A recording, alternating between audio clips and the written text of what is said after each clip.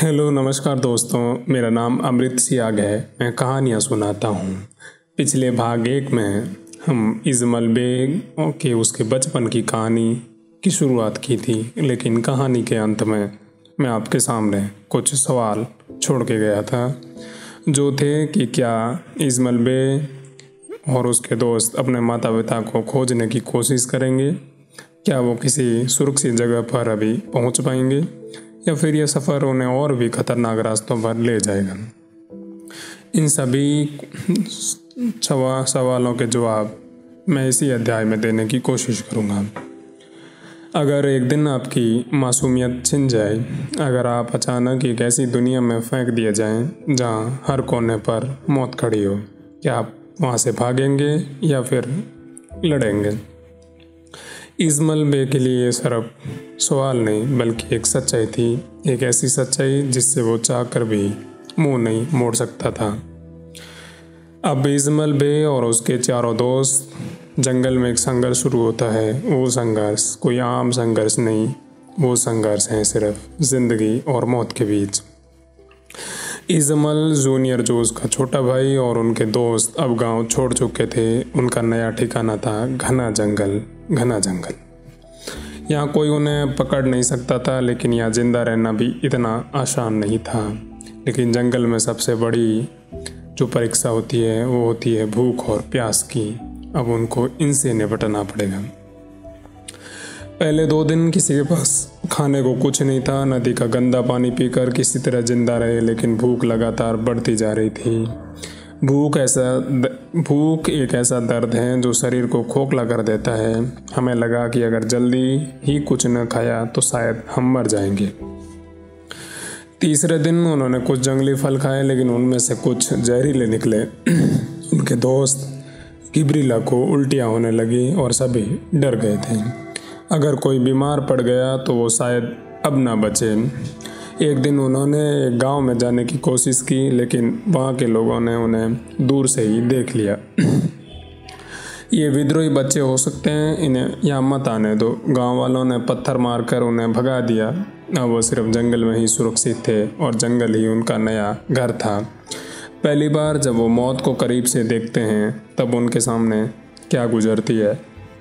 एक दिन वो जंगल से निकलकर किसी गांव की ओर बढ़ रहे थे, लेकिन जैसे ही वहां पहुंचे उनके पैरों के नीचे से जमीन खिसक गई थी। गांव पूरी तरह खामोश था, ना कोई इंसान दिख रहा था, ना कोई जानवर दिख रहा था।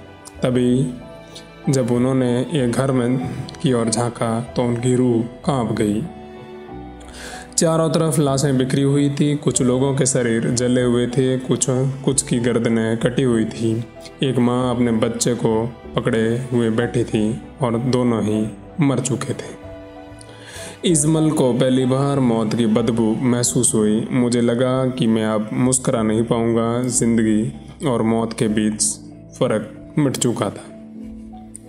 अब विद्रोहियों ने उनके ऊपर जब पहली बार हमला करते हैं, जैसे ही वो वहाँ से निकलने लगे, अचानक पीछे से तेज आवाज़ आई, भागो भागो, वे आ रहे हैं, वे आ रहे हैं।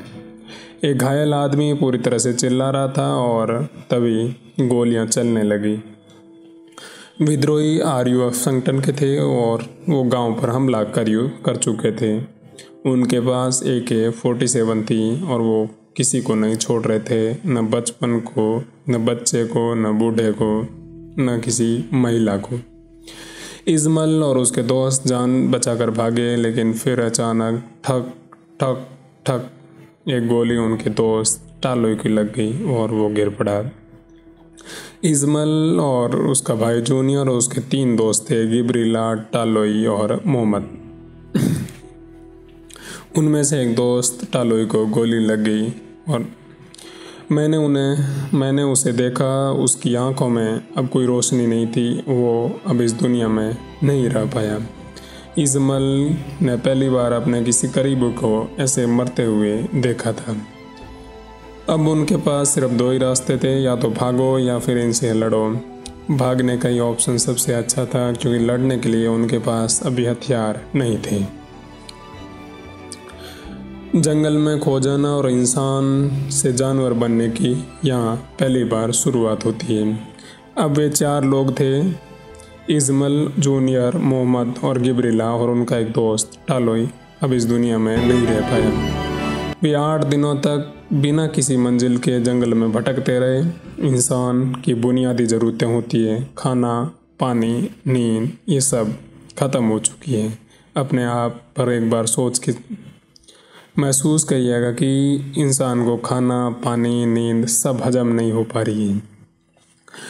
हमें अब दिन रात का फ़र्क महसूस नहीं होता था, हम बस चल रहे थे बिना ये जाने कि मंजिल कहाँ है। जब आपके सामने ऐसा रास्ता आ जाए तो ज़िंदगी में घबराना नहीं चाहिए।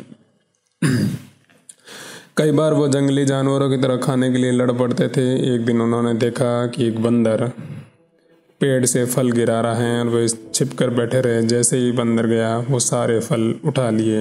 हम इंसानों की तरह नहीं, जानवरों की तरह जी रहे थे। अचानक एक नई उम्मीद एक अनजान गांव में से उनको जगती है।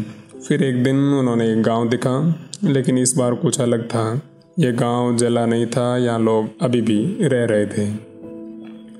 क्या ये गांव सुरक्षित था और क्या यहाँ विद्रोही नहीं थे? ये सवाल भी उनके दिमाग में उभर के आ रहे थे। वे धीरे धीरे गांव में घुसे। गांव वालों ने देखा, लेकिन किसी ने हमला नहीं किया, बल्कि कुछ महिलाओं ने उन्हें खाने को दिया। हमें पहली बार फिर से इंसान जैसा महसूस हुआ। गांव का मुखिया आया और बोला, तुम्हें यहाँ पनाह मिल सकती है, तुम्हें यहाँ रुकने की जगह मिल सकती है, लेकिन याद रखो ये शांति हमेशा नहीं रहेगी।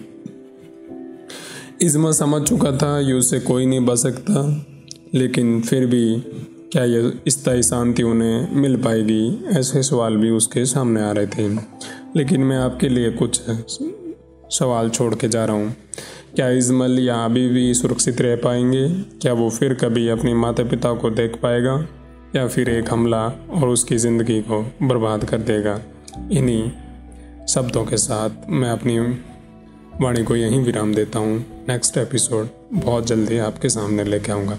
धन्यवाद मेरे साथ बने रहने के लिए। शुक्रिया।